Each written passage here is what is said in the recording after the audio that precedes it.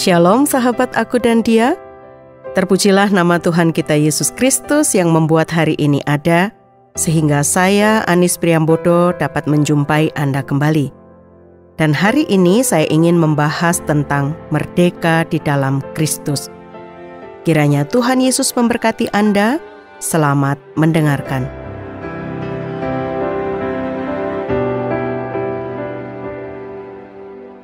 Sahabat Aku dan Dia, apa yang ada di benak Anda ketika mendengar kata merdeka? Kita pasti akan berpikir tentang Indonesia yang merdeka dari penjajah bangsa lain, bukan? Dalam Kamus Besar Bahasa Indonesia, merdeka artinya 1.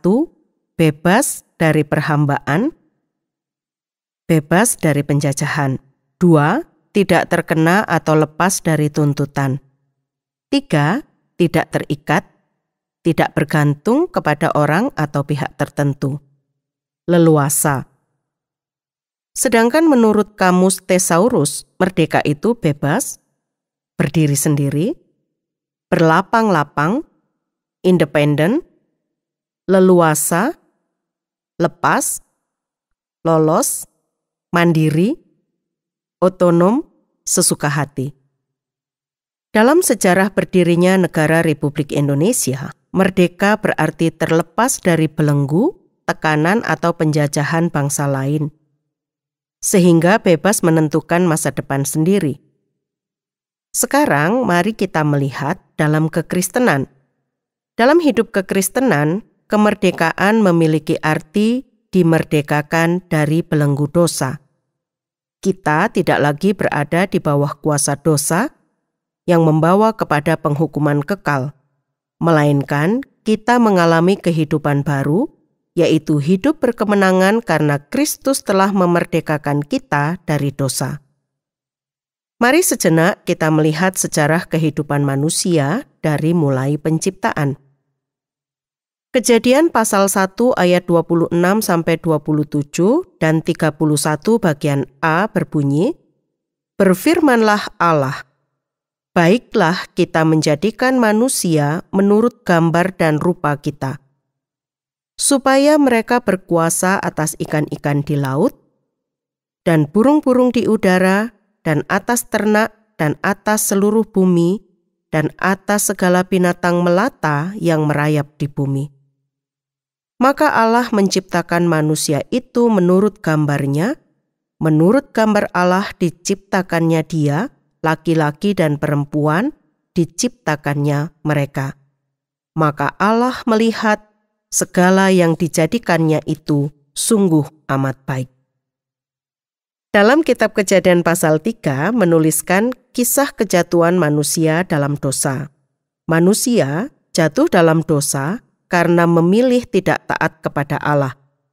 Sejak hari itu, manusia ada dalam belenggu dosa.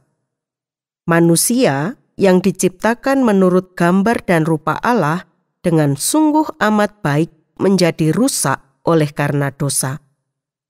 Kecenderungan hati manusia selalu membuahkan kejahatan. Kejadian pasal 6 ayat yang kelima.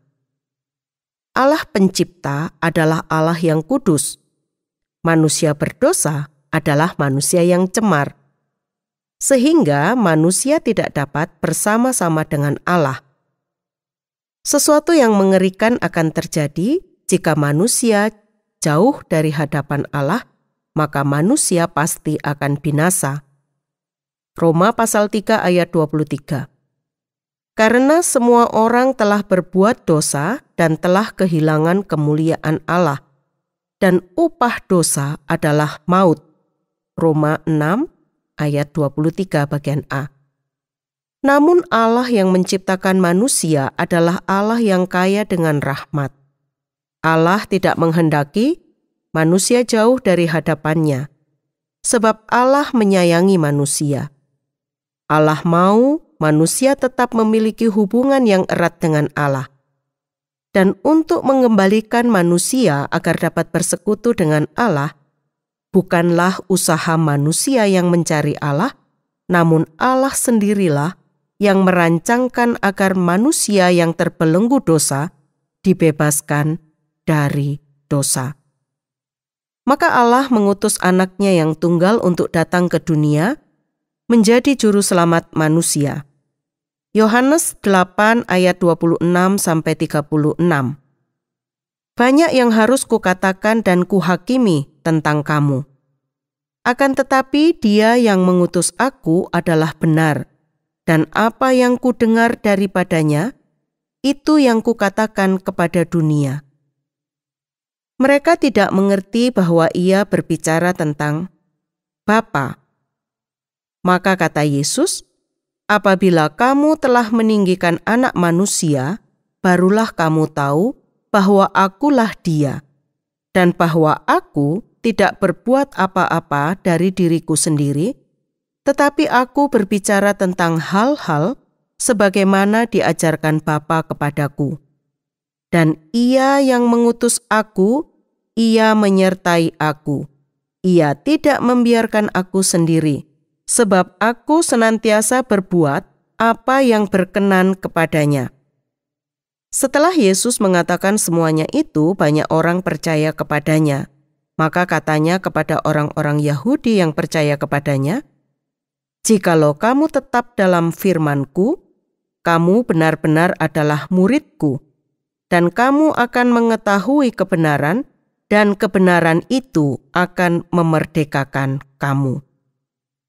Jawab mereka, "Kami adalah keturunan Abraham dan tidak pernah menjadi hamba siapapun.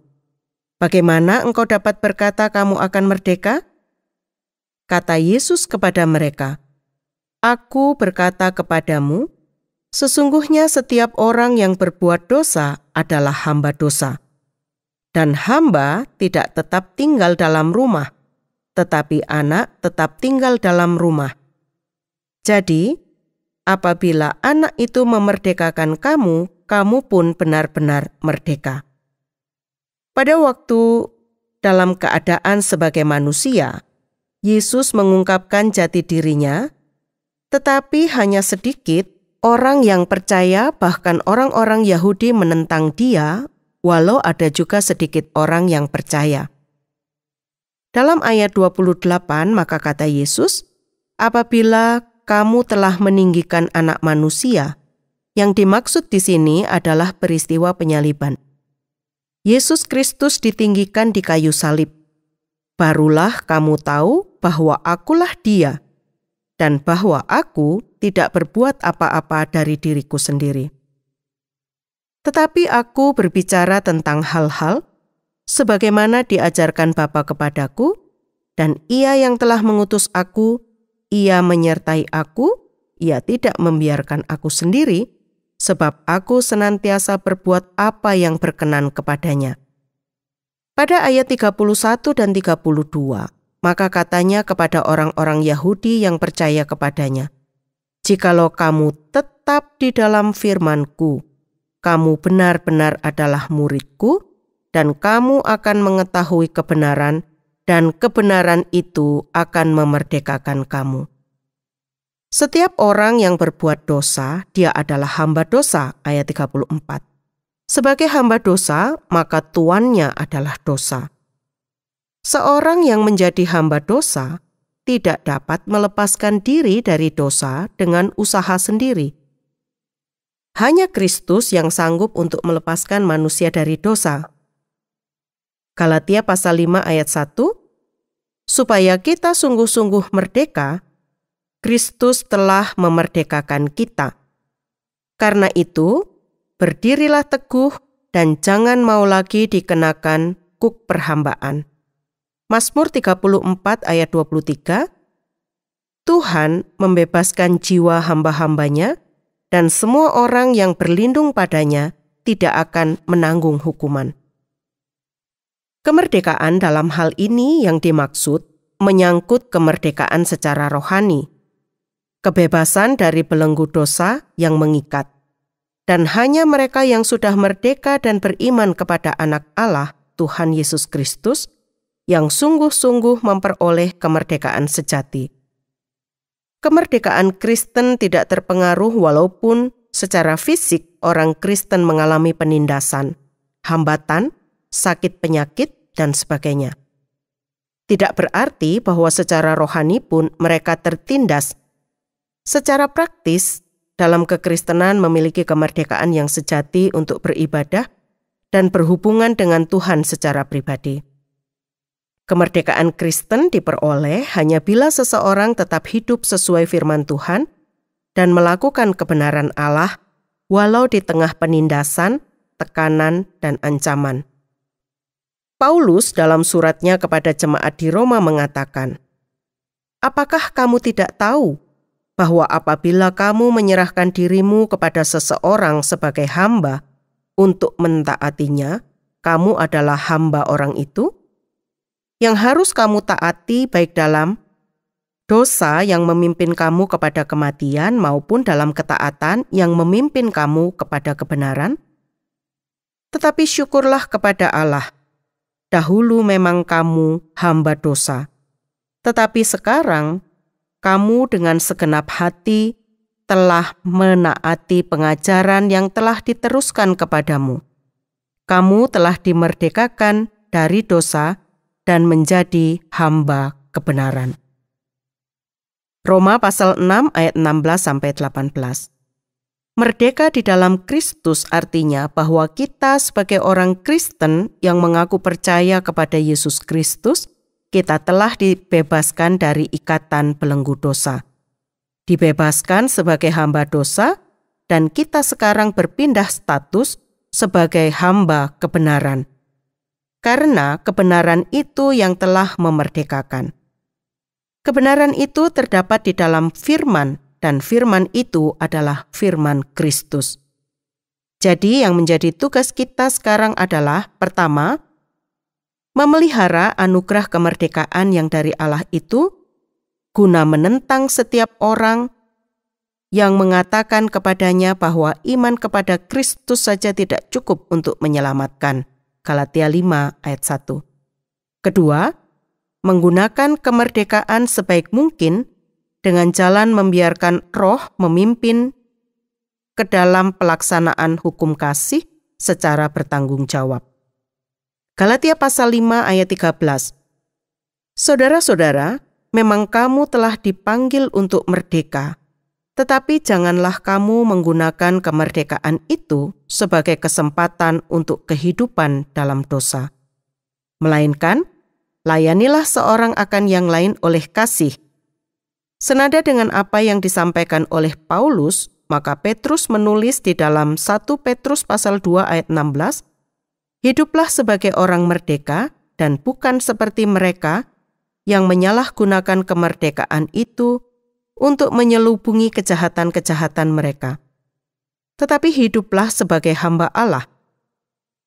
Kehidupan dengan membagikan kasih, ini adalah jawaban dari rasa syukur yang dibangkitkan oleh Injil Kristus yang membebaskan. Kemerdekaan Kristen secara tepat adalah kemerdekaan untuk melakukan kasih dan pelayanan kepada Allah dan manusia, dengan kerelaan hati, dalam sikap yang rendah hati seperti Kristus. Dan karena itu, apabila kemerdekaan tersebut dijadikan dalih bagi kebebasan menurut maunya sendiri dan tanpa kasih, kita belum menjadi orang yang merdeka, dan kita masih terikat sebagai hamba dosa. Maukah Anda dimerdekakan Kristus agar merdeka dari belenggu dosa?